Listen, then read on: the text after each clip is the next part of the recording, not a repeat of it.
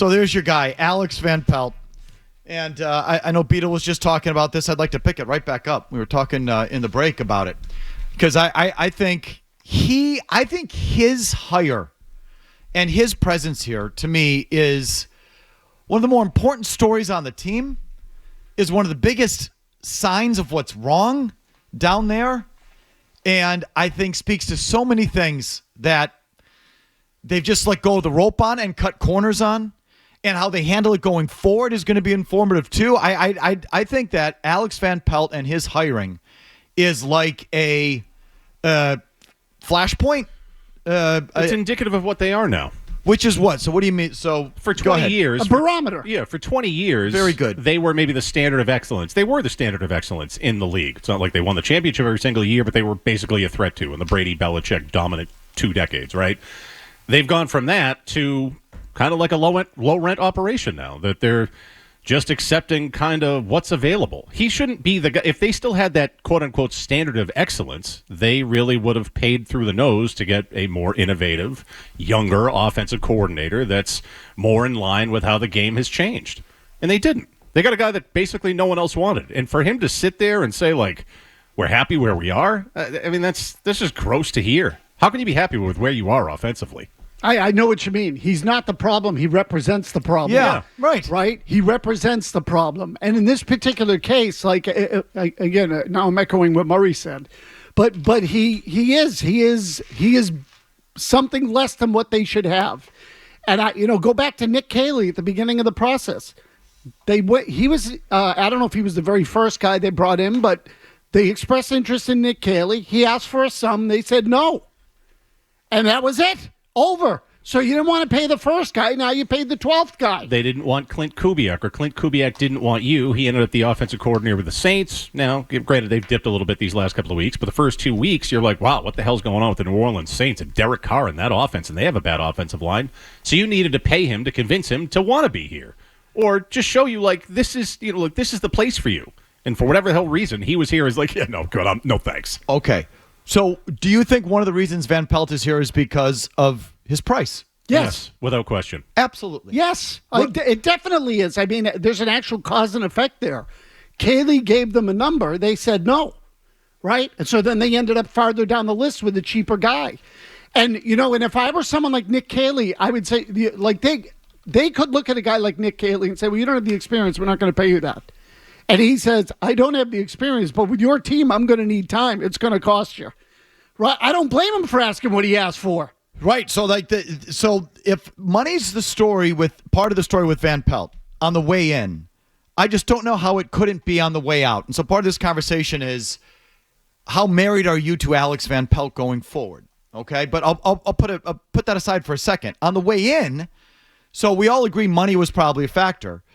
To the point where I had been led to believe he was still being paid by the Cleveland Browns, because that I believed was the reporting at the time, whether it was Burt Breer or Phil Perry or Greg Bedard or maybe Karen Garegia might have wrote something. As much as you think I make it up, I didn't just make that up. I was following what was reported. He was still under contract by the Cleveland Browns, and so there would be offset language there, and a portion of his salary would be paid by the Cleveland Browns. Beatles thing today, which is the first I've heard, is that the NFL rules are there's no offset language if it's a lateral move. The only time there's offset language, or the only time you get paid by your former team, is if you're a head coach going down in rank. Which, again, if that's true, that's the first I've heard of it. The Patriots have a long history of hiring guys and having guys being paid by their former employer, not in that situation. I believe when Lombardi was here, he was still being paid by, if not Cleveland, maybe Vegas. The Raiders. The Raiders. He wasn't a head coach. He was a front office guy, but I think we've been led to believe he was still being paid by the Raiders. Brett Bielema came from the college ranks and was still being in Arkansas. Sued him. Like, okay, so I was, again, and I'm just following the reporting on that he was being paid by the Cleveland Browns, or that a portion of his salary was being paid by the Cleveland Browns. Same with Ben McAdoo. If that's not the case, then that's not the case. I was just going on the reporting. But the point is, money was a factor on the way in. We all agree with that, right? Yes. Yep. So now going forward, I agree with Beetle, and I've said it myself. Van Pelt's the fall guy. Mayo, you can already tell, subtly kind of throws him under the bus. I think Van Pelt's the target of most fans, and not unrightfully so. I don't think he's very imaginative, forward thinking. That's not one of the guys. You know what I mean? One of the guys that's the sort of the next wave of offensive coordinator in the league, but he's definitely the fall guy. So the question is, does it cost him his job? And Beadle's contention today was that it doesn't matter what his contract is. If they deem him not good enough, he's gone. And I just respectfully disagree. The contract matters. If he's got a nothing contract, yeah, sure. No problem. Yeah, they'll buy out a year at a couple $1,000,000. No problem. Like that is fine. But let me ask you. Well, that's proof that the contract matters. Well, so this is my point. Like, how could you say the contract doesn't matter? Beadle said, I think there that, assistant coaching salaries is small potatoes for these NFL owners. Yeah, so are family rooms. So are daycare on the day of games. So are bologna sandwiches that Pete Carroll said he had to feed his team. Like, there's a lot of pocket lint out there that these NFL owners grovel over. Right. You add up all that pocket lint, you start pulling bills out of your pocket. So, like, I just reject that. I mean, the NFL owners grab every crumb off the table from what I can see. So it's all a long way of saying Alex Van Pelt, definitely fall guy to the point where he's out. To me, I think the contract's a factor.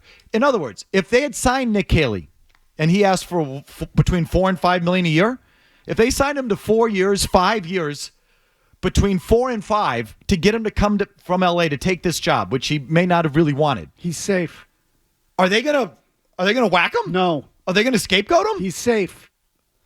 Okay. Yeah, no, it absolutely matters. So Alex Van Pelt on his piddling contract is vulnerable. Correct. The money matters. It does. It always matters. Yeah, it always matters. And again, it matters in the lower sense as much as the high because it makes you vulnerable. This is like I was saying with Caley, just as an example. He would ask for more because he says, this is a bad team. It's going to take a while. I'll be vulnerable. Exactly. If I don't have a high salary, I'm vulnerable. And Van Pelt, who doesn't have many options, probably just takes it. Bingo. So I hope he doesn't have an onerous contract. And as unfair as this sounds, I hope they can scapegoat him because I don't think he's the guy.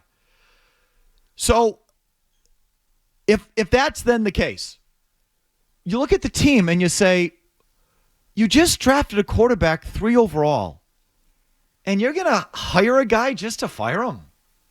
And you're going to put your young quarterback in that spot where you're not getting the best and the brightest or investing in what you think is the best guy for that player and this era of your team? What's the matter with you? Like, what? Talk about cutting a corner at the most important place you could possibly have it. Yeah, I would call it mismanagement, but it's really negligence. Right, exactly, because mismanagement implies you don't know what you're doing. They know what the right thing to do is. Right. Yeah, and again, this is a major investment you're talking about here. Even with Mac Jones, they dinked around with it, and you can put that one on Bill if you want, but who do you put it on now? This would be 5 coordinators in 4 years, but this kid was the number 3 pick in the draft. So you put that kind of, again, how many times did we hear leading up to that process? How often are you going to have the number 3 pick? So you use it, you get a quarterback, and then you bring an offensive coordinator who is 10th, 12th on your list of candidates, and a guy that you're willing to fire after 1 year so you don't pay him very much? It makes no sense. It's just cutting corners. And cutting corners at that spot. Like, everyone agrees, of course, yes, it's about Drake May, of course.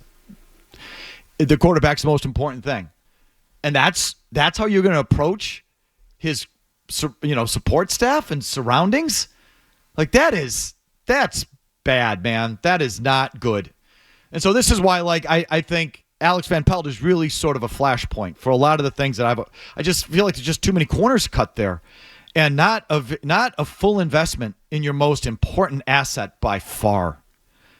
And, half of me wishes that Alex Van Pelt is well compensated and is under contract for many years, and he's going to be hard to fire, because then that would mean to me that they said, you know what? We fully believe in Alex Van Pelt. We fully believe in his system. We fully believe that he is the guy to bring this next young player into the NFL and develop him going forward. We have full belief in Alex Van Pelt. You may not, but we do. And we think this is the guy for the job, so we are fully invested in him. To me, that's a better look than, we're going to take this guy, not our first choice. We got him at a good price. It's a contract that's easy to get out of, and we'll see how it goes. Like, that's what you're going to do with the 3rd overall pick? Isn't that a horrible... So I almost wish just that first thing. But then again, I don't believe in Alex Van Pelt, so, the sooner they get a real guy in here, the better. But that hire, I've been stuck on it since the second it happened. Alex Van Pelt. Like, this is just a guy, it's just a journeyman guy in the league. No, right. They effectively approached it as kind of a stopgap. And you're drafting the quarterback 3rd overall. Yep. What are you doing? That's the time to have that guy? And so now going forward, I don't think, I fear no one's going anywhere. As bad as a job as Elliott Wolf has done, and as uninspiring as Alex Van Pelt is, and uncertain as we still all are on Gerard Mayo, I think they're going to look at this year and say, well, what do you want? We had these injuries all across our offensive line. We drafted the quarterback. He wasn't quite ready. And why fully invest in a year where we're still deleveraging from all the things Bill did? I was just going to say they're going to blame Bill. I mean, you already hear it over and over and over again. Blame Pie for where they are now. Bill. I got it. Bill's responsible for 4 wins. What if you have 2? What if you go from 4 to 2? Who's responsible for that? But they're going to blame Bill. They're going to blame injuries. And they're going to bring everybody back. That's my fear. You should be afraid of that. Yeah, you should. Because the other thing is, with or without the injuries, the easy thing to do is look and just blame Bill and say, well, we didn't have the talent. We can't accurately evaluate the coaching staff because they had nothing to work with. We've got to give them a second year. Just like we're going to, you say you can't tell until the second year with the quarterback. They're going to use the same thing with the coaching staff. And Van Pelt's the flashpoint. If he's got a nothing contract, then no problem. Bye-bye. But then what are you doing? Now you're giving your rookie quarterback his 2nd offensive coordinator in 2 years. You'll be on your 6th offensive coordinator in 6 years. And that's how you tell you're a real clown show. That's when you know. That's when you are officially the New York Jets. So, like, either side of it, it's not a good story. And that's where we're going to start today on that one. If you like that clip, check out more videos from Felger and Mazz here. For more Patriots analysis and opinion, hit this playlist. And for all the latest from the Sports Hub, download the app at 985thesportshub.com.